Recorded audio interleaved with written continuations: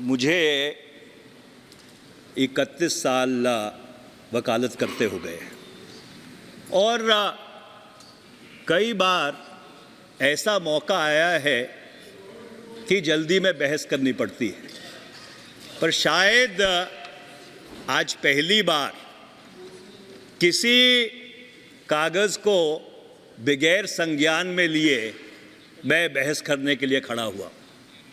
ये बड़ी विडंबना है कि 12 बजे पटल के ऊपर रिपोर्ट रखी जाती है और 2 बजे उसकी बहस लगा दी जाती है।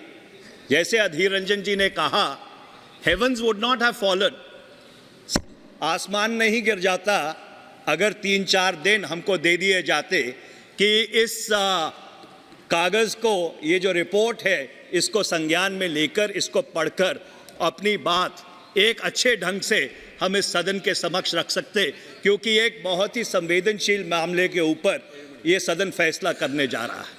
पर अध्यक्ष जी, मैं 4-5 चीज़ें जो बहुत ही बुनियादी हैं और जो नेचुरल जस्टिस से और जो मौलिक अख्तियार हैं उनसे जुड़ी हुई हैं, उसके ऊपर मैं ज़रूर अपनी बात कहना चाहता हूँ।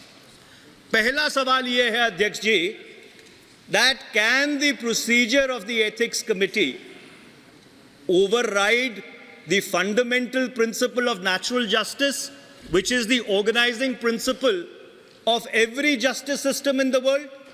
और ये बात मैं इसलिए कह रहा हूँ कि हमने जो अखबारों में पढ़ा उससे बहुत साफ तौर पर ये चीज़ निकल के आई कि जिनको अभियुक्त बनाया गया, जिनके ऊपर लांछन लगाए गए, उनको अपनी बात पूरी तरह रखने का मौका भी नहीं दिया गया। ये किस तरह का प्रोसीजर है? ये किस तरह की न्यायिक प्रक्रिया है? और इसलिए ये जो फंडामेंटल प्रिंसिपल है नेचुरल जस्टिस का, कि जिस व्यक्ति के ऊपर आरोप लगाए जाते हैं, जिसको अभियुक्त बनाया जाता है, उसको अपनी पूरी बात कहने का मौका मिलना चाहिए और जिस व्यक्ति ने आरोप लगाए हैं उसको क्रॉस एग्जामिन करने का मौका मिलना चाहिए। और जहां तक मेरी जानकारी है, जिन लोगों ने आरोप लगाए हैं, ना सुश्री महुआ मित्रा को और ना उनके किसी वकील को उनको क्रॉस एग्जामिन करने का मौका दिया गया।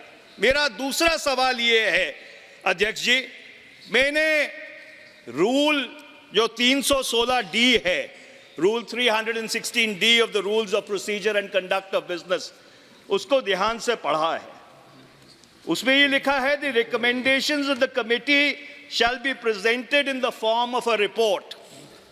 अब मैं एक बुनियादी सवाल पूछना चाहता हूं कि फौजदारी के कानून में 2 चीजों में फर्क है, कन्विक्शन और सेंटेंसिंग में फर्क है।